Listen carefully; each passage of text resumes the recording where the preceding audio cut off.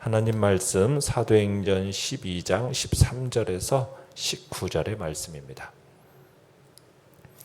사도행전 12장 13절에서 19절의 말씀, 사도행전 12장 13절에서 19절 우리 한 목소리로 같이 읽겠습니다.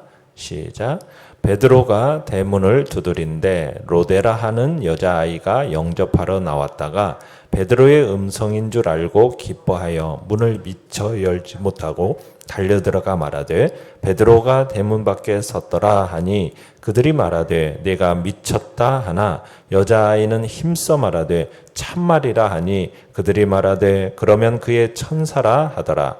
베드로가 문 두드리기를 그치지 아니하니 그들이 문을 열어 베드로를 보고 놀라는지라. 베드로가 그들에게 손짓하여 조용하게 하고 주께서 자기를 이끌어 옥에서 나오게 하던 일을 말하고 또 야고보와 형제들에게 이 말을 전하라 하고 떠나 다른 곳으로 가니라. 날이 새매 군인들은 베드로가 어떻게 되었는지 알지 못하여 적지 않게 소동하니 헤롯이 그를 찾아도 보지 못하매 파수꾼들을 신문하고 죽이라 명하니라. 헤롯이 유대를 떠나 가이사랴로 내려가서 머무니라. 아멘. 오늘 말씀의 제목은 모든 상황을 뛰어넘는 넘은 믿음이라는 제목으로 말씀을 나눕니다. 우리는 지금 헤롯의 교회 탄압으로 인하여서 사도 야고보의 순교 장면과 함께 베드로의 투옥 사건, 그러나 하나님의 기적적인 구출 사건으로 이제 베드로가 옥에서 나오는 장면을 우리가 보고 있습니다. 헤롯은 12사도 중에 하나인 교회의 지도자였던 요한의 형제 야고보를 죽였습니다. 그리고 유대인들이 이 야고보를 죽인 것을 기뻐하는 것을 보고서는 이번에는 예루살렘 교회 최고의 지도자였던 베드로마저도 죽이고자 옥에 가두게 되죠. 그러니까 헤롯은 지금 예루살렘 교회의 최고 지도자인 이 베드로를 죽임으로써 근본적으로 지금 예루살렘 교회를 와해시키려고 하고 있는 것입니다. 그러나 이러한 헤롯의 계획은 하나님의 도우심으로 말미암아 이게 베드로가 옥에 탈출함으로써 실패로 끝나게 되죠. 베드로가 옥에 갇혔을 때 이 당시 예루살렘 교회 성도들은 마가의 다락방에 모여가지고 지금 기도를 하고 있었어요. 그 당시에 이제 예루살렘 교회 성도들이 모여 기도하던 이 마가의 집 문은 굳게 닫혀 있었습니다. 왜냐하면 자기들이 지금 기도드리는 것들이 만약 밖에 알려지게 되면은 이게 이제 자신들도 죽음과 박해를 당할 수 있다라는 것을 박해를 의미하기 때문에 이들은 기도드리는 것이 밖에 알려지는 것을 원치 않았던 것이죠. 그래서 문을 굳게 닫아놓고 있었던 것입니다. 어쨌든 자기들의 비밀을 유지하기 위해서 이웃을 향해서 문을 닫지 않을 수가 없었어요. 자, 그런데 이제 베드로가 천사의 도움으로 이제 나왔지 않습니까? 옥에서 탈출하게 되었는데 이제 그 마가의 집에 이제 가서 문을 두드리게 돼요. 자, 문을 두드릴 때 그 마리아의 집, 마가 요한의 그 마리아의 집에서 문지기 역할을 하고 있던 로데라는 이 하녀가 베드로의 음성을 듣게 됩니다. 그리고선 그 베드로의 음성이라는 것을 알아차리고서는 너무 기쁜 나머지 문을 열어주는 것을 깜빡 잊고 그냥 안으로 들어가 버린 거예요. 계집종 로데가 사도 베드로의 음성인지를 즉각적으로 알아차린 것은 아마 그곳에 자주 방문해서 기도하고 또 말씀도 증거했기 때문일 것입니다. 자, 로데가 이제 기도하는 사람들이 모여있는 그 안으로 들어가서 베드로가 구출되어서 지금 대문 밖에 서 있다고 소식을 전하니까 그때는 언제냐면 지금 많은 교인들이 그 안에서 함께 열심히 지금 기도하고 있는 거예요. 그런데 이 로데라는 계집종은 이 기도회를 방해하는 거죠. 방해하면서 베드로가 지금 대문 밖에 서 있다라고 외치고 있는 겁니다. 자, 내용 관찰 문제 1번. 자, 베드로가 돌아왔다는 소식이 전해지자 성도들은 어떻게 반응하고 있습니까? 자, 기도하던 사람들이 한결같이 이 로데의 주장에 대해서 뭐라고 얘기하고 있어요? 네가 미쳤다. 그렇게 얘기를 하고 있는 거죠. 그죠? 14절에 보면 15절에 보면은 네가 미쳤다 하면서 로데의 주장을 일고의 가치도 없는 것처럼 간주해 버립니다. 그러니까 로데는 계속해서 정말로 베드로가 대문 밖에 서 있다라고 강력하게 주장을 해요. 근데 기도를 열심히 하고 있던 이 많은 사람들이 이 기도 응답을 전혀 믿지를 않습니다. 그런데 문을 지키면서 기도 소리를 듣고 있던 어떻게 보면은 이 하녀 로데는 어떻게 보면은 기도 응답을 믿고 있었던 거죠. 기도하고 있었던 사람들은 기도 응답을 믿지 않는데 밖에서 문을 지키면서 이렇게 있었던 하녀는 기도 응답을 믿고, 참 아이러니한 거죠. 자, 문지기 로데가 아무리 말해도 이 베드로의 구출을 믿지 못하는 이 사람들의 대답에는 뭐 지금 일체 변화가 없습니다. 왜냐하면 구출된다는 것 자체가 불가능하다라고 너무나도 확신하고 있었기 때문이에요. 그런데 교인들은 미친 듯이 지금 호언장담하는 이 로데에게, 그러면 대문에서 문을 두드리고 있는 사람은 베드로가 아니라 뭐라고 얘기하고 있습니까? 그의 천사다, 이렇게 얘기를 하고 있는 거예요. 만약 그가 베드로와 관계가 있다면 그는 베드로가 아니라 베드로의 수호천사일 거다. 지금 베드로의 수호천사가 지금 베드로 곁에 있지 않고 지금 대문에 와서 문을 두드린다라는 것은 결국 뭘 의미한다라고 생각한 겁니까? 베드로가 죽었다, 베드로의 죽음을 알리는 것이다, 지금 이렇게 얘기하는 거나 다름이 없는 겁니다. 그러니까 유대인들 사이에서는 수호천사라는 이런 생각이 있어가지고 각기 보호하는 자가 동일한 모습으로 다니고 결국 사람이 죽으면 즉시 그 사람의 수호천사가 나타난다, 이렇게 이제 믿고 있었던 거죠. 자, 그러나 로데와 우리는 알지 않습니까? 베드로의 이 구출을 부인하는 사람들의 이 행위가 얼마나 어리석은 건지 우리는 잘 알고 있어요. 더욱이 이제 이 사도행전을 기록한 누가는 이 베드로의 구출 사건을 교회의 이 기도 사이에 딱 기록함으로써 그의 구출이 하나님의 응답이라는 것을 분명하게 보여주고 있는 것이거든요. 자, 집안에서 이렇게 로데와 교인들 사이에 실랑이가 심각하게 벌어지고 있을 때 베드로는 어떻게 하고 있었어요? 16절에 보면 밖에서 계속 문 두드리고 있는 거예요. 결코 열릴 수 없었던 것 같던 보였던 그 옥문은 열렸는데 오히려 안전하게 아무런 흔적도 남기지 않고 탈출했는데 너무 간단한 문, 이 문은 속수무책인 겁니다.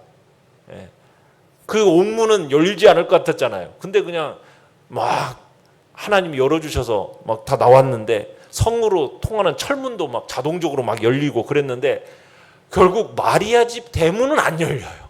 그건 기적적으로 열리지가 않아요. 아무리 노크해도 사람들마저 안 열어줘요. 불신으로 인해서. 이러다가 또다시 체포될 위기에 또 이렇게 이제 맞이하게 된 겁니다. 참 얼마나 안타까운 일이에요. 그죠?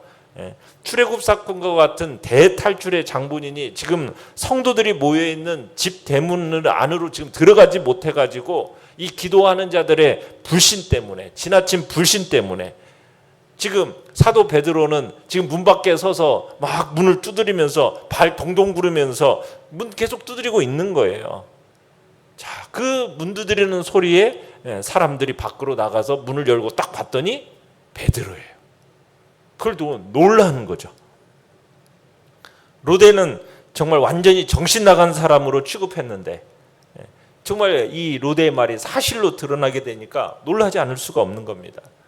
이와 같은 반응은 결국 뭘 또 보여주는 거냐면 이 베드로의 구출 사건이 실제로 벌어진 기적이 분명하다라는 것을 또 나타내고 있는 거죠. 자, 내용 관찰 문제 2번입니다. 베드로가 교회 공동체에게 당부한 내용은 무엇입니까? 자, 베드로는 손짓해서 놀란 사람들을 진정시켜요. 그리고 조용하게 하면서 자, 하나님께서 자기를 어떻게 감옥에서 건져내셨는가 이것을 상세하게 설명을 합니다. 그리고 베드로는 이 사실을 누구에게 전하라고 말하고 있어요? 17절에 보시면은 야고보와 형제들에게 전하라 이렇게 말한 후에 그곳을 떠나서 다른 곳으로 갑니다. 자, 지금 이 교회 공동체는 굉장한 두려움에 사로잡혀 있습니다. 왜요? 이 헤롯의 핍박으로 인해서 자신들도 옥에 갇히지 않을까, 또 사형을 집행을 당하지는 않을까, 이런 권세를 가지고 있는 헤롯의 위협 앞에서 지금 교회는 굉장히 두려움으로 떨고 있었어요. 자, 그런데 이 베드로의 탈출 사건을 통해서 하나님은 무엇을 지금 보여주고 계시는 겁니까? 생명의 주관자가 누구이신가? 그분은 오직 한 분, 하나님뿐이라는 사실을 지금 베드로 사건을 통해서 증명해 주신 거죠. 그러면서 베드로는 이 자신의 경험을 이제 야고보와 형제들에게 전하라, 이렇게 당부하고 있는 것입니다. 자, 여기에서 야고보는 누구냐면 헤롯에게 순교당한 이 요한의 형제 사도 야고보가 아니에요. 여기에 야고보는 누굽니까?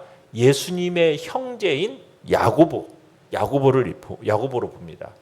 그러니까 이 야고보는 베드로와 함께 지금 예루살렘 교회의 3대 기둥 중에 하나인 사람으로서 경건한 삶과 존경받는 삶으로 인해서 심지어 믿지 않는 유대인들까지에게도 인정과 사랑을 받았다고 그래요. 그래서 야고보가 이제 사도행전 15장에 가보시면 예루살렘 회의를 주관하는 의장의 역할을 감당하는 것을 볼 때 야고보가 이제 예루살렘 교회에 어떻게 보면은 수장처럼 일을 하고 있는 것을 보게 됩니다. 아마 이 예수님의 동생인 야고보가 이런 변화가 있었게 된 것은 고린도전서 15장 7절에 보면은 예수님께서 부활하신 후에 특별하게 야고보에게 나타났다라는 기록을 통해서 부활한 예수님을 만나고 나서부터 이 야고보에게는 변화가 있었던 것 같습니다. 자, 그렇게 이제 지금 이제 모여서 기도하던 신자들은 이제 베드로의 이 구출 사건을 야고보와 형제들뿐만 아니라 다른 성도들에게 이제 말하게 됨으로써 과연 주님께서는 그의 교회와 일꾼들을 당신의 그 주권적인 섭리에 따라서 보호하시는 분이다라는 것을 확인시켜 줬을 겁니다. 참 사도 야고보 같은 경우는 비록 순교는 당했지만 아직 할 일이 많이 남아있는 베드로 같은 경우는 그가 비록 순교의 각오를 가지고 있었음에도 불구하고 하나님이 살려주심으로써 교회에 큰 위로와 안위를 허락하신 것이죠. 자, 베드로는 그리고 나서 이제 예루살렘을 떠나게 됩니다. 그런데 왜 떠났는지에 대해서는 설명을 하진 않아요. 아마 그러나 이유는 분명하죠. 지금 어느 때보다도 이 생명의 위협을 느끼고 있었기 때문에 어쨌든 다른 곳에 가서 열심히 사역하기 위해서 떠난 것으로 보입니다. 자, 그런데 이제 난리가 난 곳은 어디예요? 그 이제 파수꾼들, 군인들에게 이제 난리가 난 겁니다. 날이 새가지고 잠에서 깨어나 보니까 누가 사라졌어요? 분명히 자기 옆에 있어야 할 베드로가 사라져버린 겁니다. 이러니 정신적인 소동 상태에 빠진 거예요. 베드로가 어떻게 됐는지, 또 그가 어떻게 사라졌는지, 이게 군인들이 전혀 알 수가 없는 거예요. 헤롯이 신문하려고 베드로를 찾으니까 지금 이 사실이 이제 이제 헤롯을 비롯한 그 곳에 알려지게 된 거죠. 베드로가 옥에서 나온 사실이 이제 모든 사람들에게 알려지게 된 거예요. 그래가지고 헤롯은 이제 베드로를 찾으려고 이제 막 시도를 했어요. 그런데 못 찾아요. 실패했어요. 왜냐하면 또 이때가 유월절이지 않습니까? 무교절이지 않습니까? 그러니까 이미 수시간 전에 각 방향으로 향하는 어떤 수천 명에 달하는 유월절 순례자들 틈에 이 베드로가 숨어가지고 아마 예루살렘을 빠져나갔던 거죠. 그래서 결국 헤롯은 고민하면서 결국 전날 밤 경비 섰던 그들에게 이제 묻는 거죠. 신문하는 거죠. 베드로가 어딨냐고. 베드로가 이렇게 탈출한 것은 니들이 공모할 가능성이 있다라는 식으로 결국 파수꾼들을 신문해가지고 직무유기죄로 결국 이들을 다 죽여버립니다. 파수꾼들을. 참 안타깝지만 그렇게 됐어요. 베드로를 찾을 수 없게 되면서 결국 헤롯은 크게 화를 내면서 결국 파수꾼들은 다 죽임을 당하게 됩니다. 연구한 묵상 문제 3번입니다. 자, 베드로를 위해 기도했던 성도들은 왜 베드로의 귀한 소식을 믿지 못했습니까? 참 예루살렘 교회의 그 기도에 하나님께서는 그대로 응답하셨어요. 그런데 정작 그들에게는 하나님께서 응답하시라는 믿음이 없었던 거예요. 믿음이 없으니까 베드로의 이 귀한 소식을 믿지 못했던 거죠. 오히려 베드로가 문 밖에 서 있다고 말하는 이 여자아이를 가리켜서 네가 미쳤다라고 말할 정도였으니까요. 그런데 이전에도 하나님께서는 천사를 보내서 옥에서 베드로를 건지신 적이 있어요. 그럼에도 이 기도가 응답되리라는 것을 믿지 못한 거예요. 이에는 뭐 여러 가지 이유가 있겠죠. 지금 이들이 처한 상황이 처음에 그 유대인들하고 갈등을 겪었을 때보다도 훨씬 더 악화되어졌고, 그로 이 말미암아 지금 성도들의 믿음이 흔들렸을 수가 있습니다. 그리고 성도들은 지금 하나님의 섭리에 의하지 않고는 결코 죽지 않는다라는 것, 어떤 상황이 닥치더라도 하나님께서 주신 사명을 마치기 전에는 결코 죽지 않을 것이라는 그 확신, 이 확신이 있어야 되는데 아직 그런 믿음이 없었던 거죠. 자, 느낀 점 4번을 보시면서 기도를 하면서도 응답을 확신하지 못한 이 예루살렘 교회의 모습에서 무엇을 느낍니까? 여러분, 열심히 기도하는 것 이상으로 중요한 것이 뭘까요? 응답에 대한 확신을 갖는 겁니다. 응답에 대한 확신. 그걸 우리는 느껴요. 우리가 열심히 기도하고 때로는 밤새워 기도하고 눈물 뿌려가며 기도하고 금식하며 기도해요. 몇 날 며칠 밤 우리가 기도할 수 있습니다. 그런데 기도는 그렇게 하면서 정작 기도에 대한 확신이 없다면 여러분, 그건 얼마나 안타까운 일이에요. 그죠? 기도 응답에 대한 확신이 없으면 기도가 응답이 되어도 여러분, 그게 기도의 응답인지를 모르는 거예요. 기도 응답을 자기 것으로 만들지를 못하는 겁니다. 그래서 감사할 줄도 모르게 되는 거예요. 우리는 확신해야 됩니다. 우리의 기도에는 반드시 뭐가 있다고요? 응답이 있다. 우리의 기도는 허공에 흩어지는 메아리 없는 외침이 아니에요. 영국의 고아의 아버지라고 하는 조지 뮬러라는 사람은 일평생 5만 번 이상의 기도 응답을 받았다라고 적고 있어요. 그래서 그 사람의 기도 응답이 이렇게 이제 책으로까지 이렇게 나오는데, 뭐 이 조지 뮬러의 기도가 우리의 기도와 뭐 남달랐을까요? 그게 아니에요.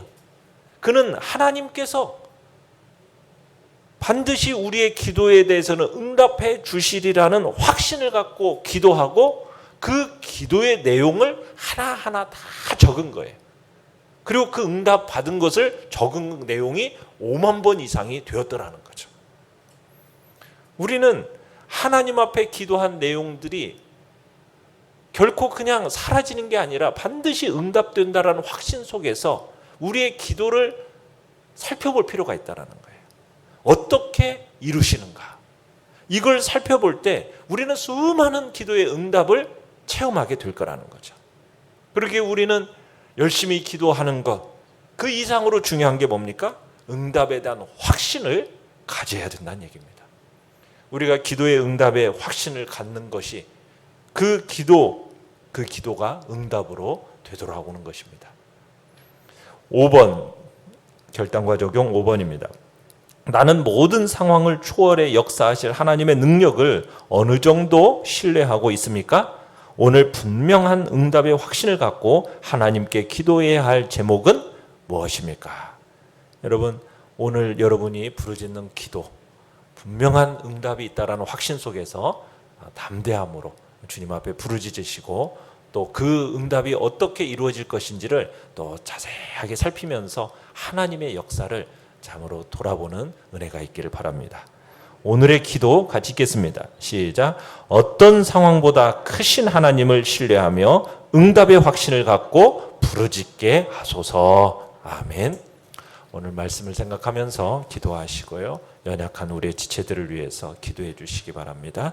그리고 코로나 사태를 하나님 긍휼히 여겨달라고, 또 주의 백성들을 예배드리는데 방해받지 않는 은혜의 역사를 놓고 주여 우리 3번 부르짖며 나갑니다.